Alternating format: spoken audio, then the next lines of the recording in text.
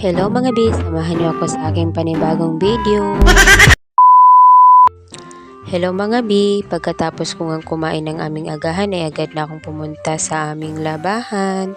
For today's video mga bi, ay samahan niyo ako sa aking panibagong araw. Kahapon nga mga bi, ay naglaban ako ng aming mga damit at mga labahin.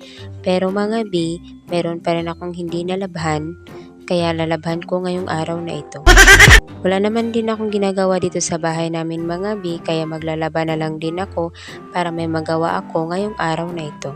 Ito ngang lalaban ko mga bi ay kumot ito ng aking bebe. Itong mga kumot ng itong mga bi ay dinadala niya doon sa kanilang tinatrabahuan. Kasi nga mga bi, doon sila natutulog at saka lang sila pwedeng lalabas kapag di off nila. Pero mga bi, pwede din naman silang lumabas kung papayag yung manager nila na makalabas sila. Binabanlawan ko nga yan mga be at saka ko ipababad ng sabon. Binababad ko nga yan mga be ng 30 minuto. Para mga be mas malambot siyang kusutin at mas madali lang din siyang labhan. Pagkatapos ko ngang ibabad ang aming mga labahin mga be, kinuha ko na nga yung aming pinggan para mahugasan na rin. Dahil nandito na rin naman ako sa tubig mga be, kaya huhugasan ko na rin ito. Actually mga be, hinuhugasan ko itong mga platong ito kapag hindi na ito nahuhugasan ni Lola. Dahil nga mga be, paminsan lang din ako naguhugas ng plato dahil buntis ako.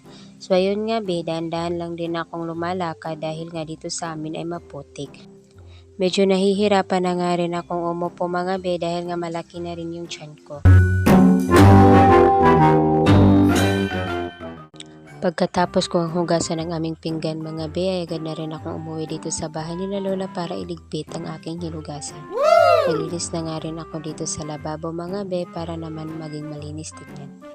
Nilinis ko na pala yan kanina pero inulit ko nga mga be para naman maging sure na malinis. So yun nga mga be, hinugasan ko muna yung lagayan ng pinggan dahil ilalagay ko doon ng pinggan na aking hinugasan.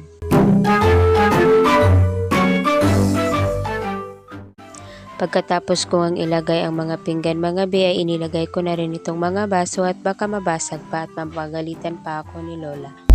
So ayun nga mga be, nilagyan ko na nga rin ng mainit na tubig itong kutsara at nilinis ko na nga rin yung lamesa mga be para maging malinis tignan pag uwi ni Lola. Si Lola nga pala mga be ay nandoon sa kanyang tinatrabahuan. A few moments later.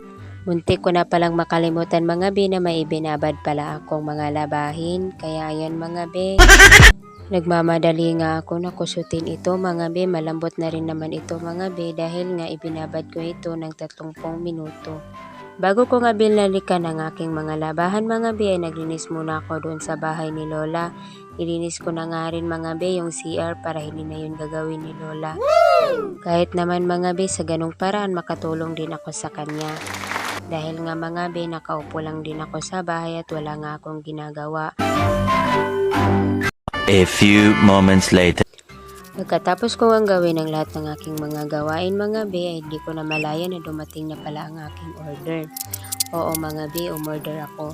Umorder nga ako mga be ng pallets. Pallets lang pala yung orderin ko mga be, pero nakita ko yung magic lipstick na buy one take one. Mura lang din naman siya mga be, kaya sinama ko na. Sobrang ganda niya mga be dahil may kasama na rin siyang brush. Trinay ko na nga rin siyang buksan mga be at baka nga ay na-scam ako. At pagkita ko mga be,